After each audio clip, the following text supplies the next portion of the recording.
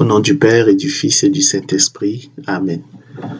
Shalom bien-aimés frères et sœurs dans le Seigneur. Nous sommes aujourd'hui le mercredi 1er juillet 2020 et nous méditons l'évangile selon saint Matthieu chapitre 8, versets 28 à 34. Je suis Edgar Assois et par mon baptême j'ai été envoyé proclamer, annoncer la bonne nouvelle du salut en Jésus-Christ. À vous, grâce et paix de la part de Dieu notre Père et du Seigneur Jésus-Christ. Dans l'évangile de ce jour que vous voyez à l'écran, il est dit que les démons, le troupeau se précipita dans la mer. Je vais lire le verset en entier. Jésus leur répondit, « Allez !» Ils sortirent et ils s'en allèrent dans les ports. Et voilà que, du haut de la falaise, tout le troupeau se précipita dans la mer et les porcs moururent dans les flots. Les porcs symbolisent vraiment les démons aussi.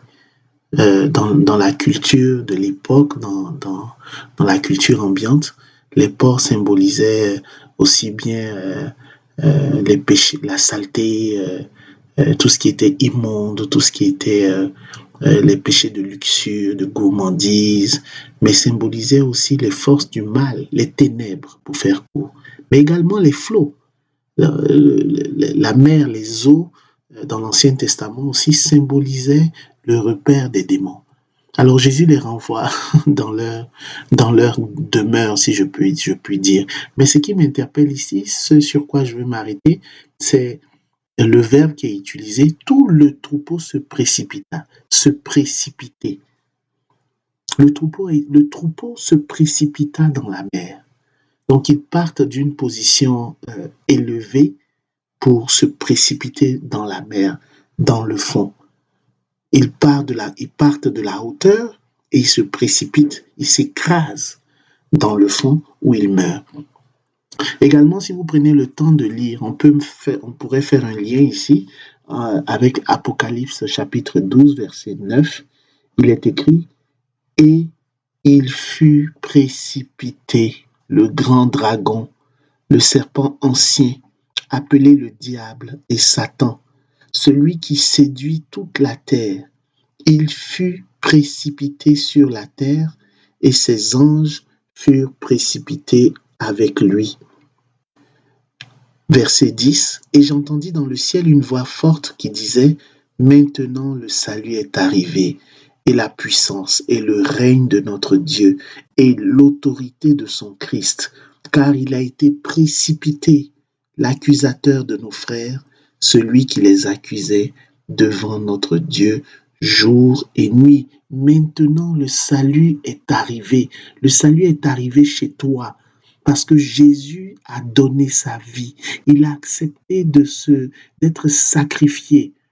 Il a accepté de souffrir la passion. Il a accepté d'être injurié, insulté, humilié, giflé, transpercé, crucifié sur la croix. Il a accepté tout cela et il est ressuscité afin que le salut arrive. Afin que la puissance, le règne de notre Dieu, l'autorité du Christ arrive dans ta vie. C'est cela qu'il faut comprendre. Je t'invite à aller lire dans le livre de l'Apocalypse. Les démons sont envoyés dans les ports, lesquels ports se précipitent dans la mer. Dans l'Apocalypse, ce sont les démons, le dragon, et ces démons, c'est-à-dire le diable, et ces démons et ces anges qui sont précipités sur la terre. C'est cela leur destinée, si je puis dire. Ils sont précipités. Ils sont précipités. Ils ont déjà été précipités avant même que tu naisses pour que le salut arrive dans ta maison, dans ton cœur, ta vie aujourd'hui. Le travail a déjà été accompli. Jésus a dit, tout est accompli. Il a tout fait. À toi maintenant de l'accueillir, d'accepter sa parole, de t'y accrocher de tout ton cœur, de l'aimer de toutes tes forces, de t'assurer d'avoir une relation intime avec lui, afin que ce salut-là, tu te l'appropries. Le salut nous a déjà été accordé. Il nous appartient à nous maintenant de nous l'approprier, ce salut. C'est pourquoi ta responsabilité est très importante. Ce salut ne s'imposera pas à toi, ne s'impose pas à toi. Il t'appartient toi aussi, avec la grâce du Saint-Esprit, d'accueillir, dire Jésus, je veux te donner ma vie. Jésus, je veux me consacrer à toi. Dis-lui ces paroles. Parle avec les mots qui s'élèvent au fond de ton cœur. Donne-lui ta vie. Et tu verras le salut. Le salut, c'est le triomphe. C'est la gloire, c'est la grâce. C'est la victoire sur les forces du mal. Le salut, c'est quand tu es sauvé.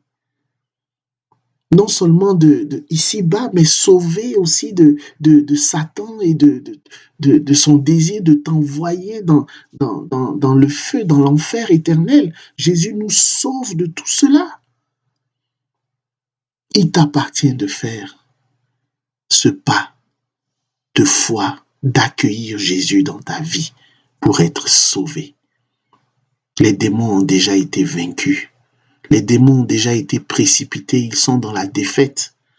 Il t'appartient à toi de te lever, de te mettre debout, d'accueillir, de prendre la décision ferme de vivre désormais avec Jésus. Que la paix du Seigneur soit avec toi au nom du Père et du Fils et du Saint-Esprit. Amen.